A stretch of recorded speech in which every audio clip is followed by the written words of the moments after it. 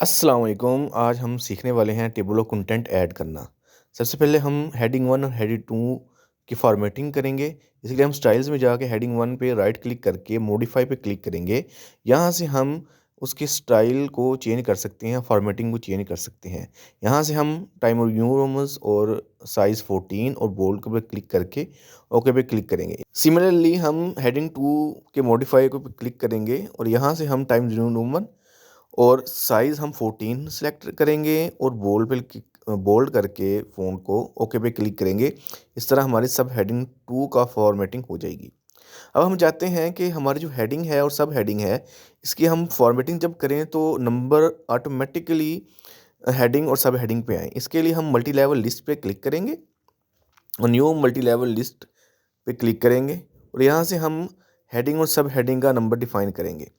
Link level style में जाके हम हेडिंग 1 सेलेक्ट करेंगे और यहाँ से हम नंबरिंग सेलेक्ट करेंगे 1 2 3 और यहाँ से हम सेलेक्ट कर लेंगे 1 डॉट। ठीक है।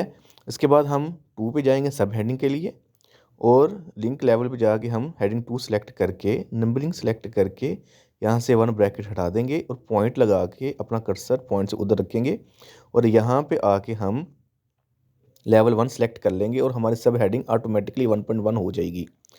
अब हम अपनी हेडिंग को सिलेक्ट करेंगे और स्टाइल में जाके हेडिंग 1 पर क्लिक करेंगे तो हमारा फॉर्मेटिंग हेडिंग की और नंबर ऑटोमेटिकली ऐड हो जाएंगे। ये हमारी थोड़ी मिस्टेक हुई है। हम चाहते हैं कि हमारा जो हेडिंग का लेवल है वो सेम रहे, मतलब 1 के नीचे ही 1.1 आए। इसके लिए हम अपने अलाइनमेंट को 0 कर देंगे और ये देखें ये 1 के नीचे 1.1 आ गया। अब सिमिलरली हम ओवरव्यू की हेडिंग सेलेक्ट करेंगे, 2 आएगी और सब हेडिंग 2.1 ऑटोमेटिकली आ जाएगी। इस तरह हम बाकी हेडिंग्स और सब हेडिंग्स जो हमारे डॉक्यूमेंट में होगी वो हम ऐड करेंगे। गाइस जल्दी से मेरा चैनल सब्सक्राइब कर दें ताकि आपको आइंदा भी ऐसी वीडियोस मिलती रहें। इस तरह हम सारे डॉक्यूमेंट की हेडिंग्स और सब हेडिंग्स को ऐड कर देंगे और हम यहाँ 3.2 से 3.12 तक हेडिंग्स को ऐड कर देंगे। ये हमारा हेडिंग मेन हेडिंग 4 ऐड हो जाएगी। अब हम टेबल ऑफ कंटेंट बनाने के लिए हमें पेज नंबर का होना हमारे डॉक्यूमेंट में ज़रूरी है। अब हम इंसर्ट करेंगे पेज नंबर। इसके लिए हम इंसर्ट पे क्लिक करेंगे और यहाँ से पेज नंबर पे क्लिक करके bottom of the page select करेंगे।